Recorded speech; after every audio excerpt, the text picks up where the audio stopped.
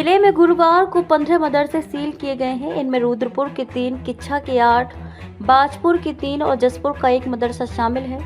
वहीं जिले में पिछले 3 दिन में 43 अवैध मदरसों पर सील करने की कार्रवाई हुई है, जिससे अवैध मदरसा संचालकों में हड़कंप मचा है। जिला स्तरीय गठित टीम सभी विकास खंडों में ताबड़तोड़ औचक निरीक्षण कर रही है। प्रदेश में कांग्रेस के वरिष्ठ नेताओं और विधायकों की बैठक में प्रदेश में भाजपा की पुष्कर सिंह धामी सरकार की नीतियों के विरोध में व्यापक आंदोलन छेड़ने का निर्णय लिया गया है। ये तय हुआ कि प्रदेश कांग्रेस कमेटी गढ़वाल एवं कुमाऊं में 2 बड़ी रैली करेगी। प्रदेश कांग्रेस कार्यालय राजीव भवन में गुरुवार को बैठक की अध्यक्षता प्रदेश कांग्रेस अध्यक्ष करण माहरा ने की। पार्टी हाईकमान के प्रतिनिधि के रूप में कांग्रेस कार्य समिति के सदस्य गुरदीप सप्पल एवं प्रदेश सह प्रभारी सुरेंद्र शर्मा बैठक में उपस्थित रहे। उत्तराखंड में अवैध मदरसों के खिलाफ पुष्कर सिंह धामी सरकार का एक्शन लगातार जारी है। गुरुवार को ऊधम सिंह नगर में 16 और हरिद्वार में 2 अवैध मदरसों को सील कर दिया गया। अब तक राज्य में 110 मदरसों को सील किया जा चुका है। पिछले 1 महीने से उत्तराखंड में प्रशासन द्वारा अवैध मदरसों पर ताबड़तोड़ कार्रवाई की जा रही है।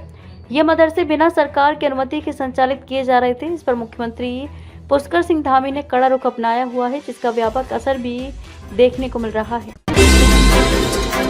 राजधानी दिल्ली के विभिन्न चौक चौराहों पर कबूतरों को दाना डालना अब भारी पड़ सकता है। कबूतरों को दाना डाला तो घर पर चालान पहुंचेगा। इसके लिए 500 रुपए तक जेब ढीली करनी पड़ सकती है। एमसीडी ने इसकी शुरुआत कश्मीरी गेट के पास तिब्बती मार्केट, ईदगाह, गोल चक्कर और पंचकुइया रोड शमशान गृह पर अम्बेडकर भवन के पास की है।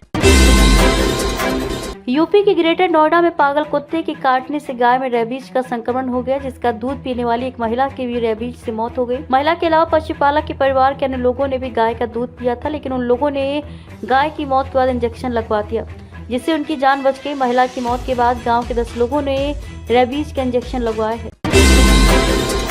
गाजियाबाद में कौशाम्बी थाना क्षेत्र की एक सोसाइटी में रहने वाली 65 वर्षीय महिला से शादी का वादा कर एक वृद्ध 1.5 साल तक रहा।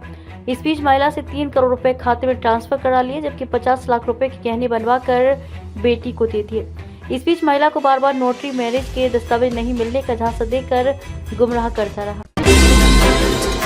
योगी सरकार की भ्रष्टाचार के खिलाफ जीरो टॉलरेंस नीति का ही नतीजा है कि वर्ष 2006 बैच के आईएएस अधिकारी अभिषेक प्रकाश को गुरुवार को निलंबित कर दिया गया। इनके साथ ही अब तक 11 आईएएस अधिकारियों पर कार्यवाही का चाबुक चल चुका है। इन अधिकारियों को सरकार निलंबित कर चुकी है। हालांकि इनमें से कई अधिकारी जांच के बाद बहाल भी हो चुके हैं।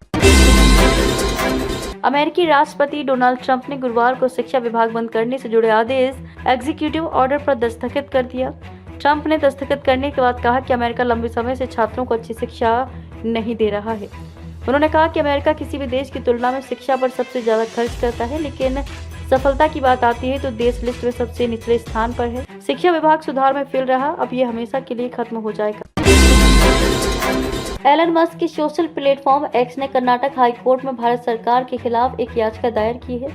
इसमें कहा गया है कि भारत सरकार के अफसर एक्स पर कंटेंट ब्लॉक कर रहे हैं। ये आईडी एक्ट की धारा 79 का भाग 3B का गलत इस्तेमाल है।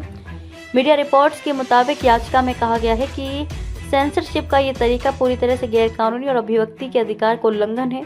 ये याचिका कब दायर की गई, इसके बारे में जानकारी सामने नहीं आई है। इंडियाज गॉट टैलेंट शो में पेरेंट्स पर की गई अश्लील टिप्पणी के मामले में फंसे समय रैना की मुश्किलें बढ़ती नजर आ रही हैं। हाल ही में कॉमेडियन को साइबर सेल की तरफ से तीसरी बार समन किया गया है। रिपोर्ट्स हैं कि उन्हें इससे पहले 2 बार समन किया गया, लेकिन वो पेश नहीं हुए। अब विवादों के बीच समय रैना ने इंडिया में होने वाले अपने सारे शो कुछ समय के लिए कैंसिल कर दिए हैं।